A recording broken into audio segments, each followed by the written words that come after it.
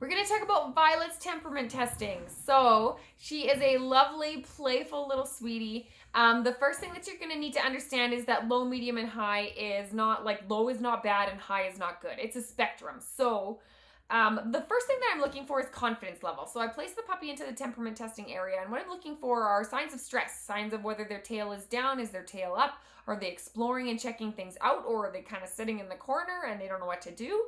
She was very confident the whole time. Tail was up. She ran straight for the tunnel. She was happy to try anything that was put before her. There's like a little crinkly tarp and there's a bridge. She tried it all.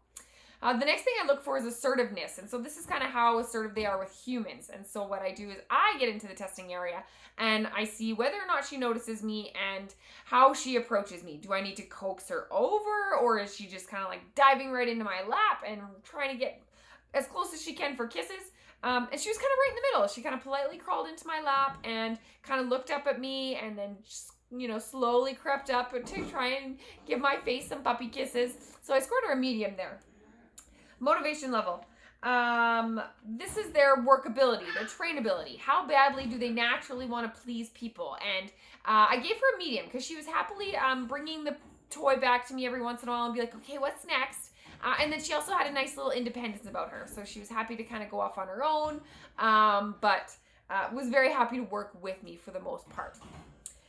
Nerve strength and resiliency. So this is a puppy's ability to handle stress. It's not whether or not they notice that there's stress, but it's their ability to recover from a stressful situation. And I noticed this later on as well with like the sound and sight sensitivity, that she was not bothered by anything. There was nothing that kind of swayed her from the course. She recovered and handled anything I threw her way very well. So nerve strength, I gave her a high. She really just took the whole process with stride. No signs of stress, so I think she will handle new situations very well. Touch tolerance. So this is not how badly do they enjoy it, it's how tolerant they were. So like a vet visit or a grooming visit. I don't need them to enjoy those experiences, but it is very helpful if they are tolerant to being handled that way. So you can see that I gave her a medium. She was very good, and she was very tolerant. But this is one of those adjustable traits that I want everybody to work on anyways. She let me do the full body massage. Just at the initial time when I tried to lay her in my lap on her back, she was kind of like, yeah, nah, this isn't my favorite position. But then later in the temperament evaluation, you can see that she like very much rolls right over and is happy to be like fully massaged by me. So she's quite touch tolerant. I'm very happy with this. Energy level, I gave her a medium. So she didn't really slow down much. Like there was no sitting or laying down or taking breaks. There were times where she walked and there was other times where she ran. So I think, after a nice brisk walk or some training sessions and a little bit of activity burned with her, I think she's going to be very happy to kind of settle down for that cuddle on the couch or a movie night. So sound and sight sensitivity. So for the sound, I have like a Fisher-Price popper and I shake it, and she was not even fazed by it. In fact, she started like chasing after it. So, and I would say this is pretty consistent with daily life as well. Anytime we're doing like extra sound exposures or I've got movies playing and whatnot, she handles it all very well. She notices very little. So I think that will be great. And again, these are adjustable traits that we should be building into our dogs as well. Sight sensitivity. So I pop an umbrella up and I see how she handles kind of like the sudden movements or big movements. Because a home that has young kids, I find has a lot of these big movement moments. Kids jumping off the couch, or, they're outside and they're whizzing by on their bikes or whatever it is.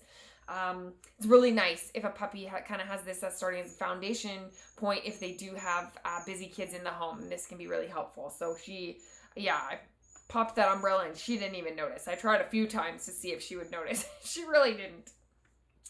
Prey drive. Okay, so I scored her a medium on the score sheet, but she was a little bit lower. I would say out of the group of puppies, she was a little bit less interested. I do think that she'll still enjoy toys, and I think that, she'll still engage with like a game of tug-of-war, but having a little bit lower prey drive might be kind of nice with a home with kids. She might naturally be less inclined to chase the kids that are running through the home. So out of the litter, she was a little bit on the lower side for prey drive, which is kind of nice. Human focus. So I gave her a medium. She kept checking back with me, and only because she still has that really little bit of independence about her. So I think that she's going to be a good balance for a family that maybe does have a job and they're gone during the day.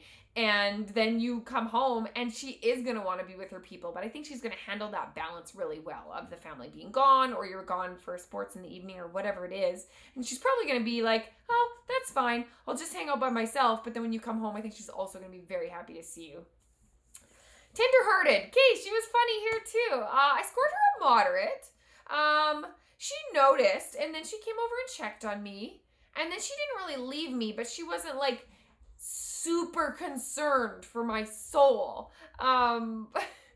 Again, which is really helpful for, I think she's going to be a fantastic fit for a home that does have young kids. She'll handle it great. It's not that she needs kids in the home, but I think she's going to be a really good fit for a family with kids, even though she does seem a little bit more playful, but the kids are going to want that. So, yeah, she often what happens with a puppy that's highly tender-hearted, they can't handle the big emotions of like crying kids and whatnot in the home. It's a lot for them to take on, whereas a medium tender-hearted dog, a moderately, they're going to care and they're going to check on you and probably stay by your side, but they're not going to feel like they need to fix the whole world.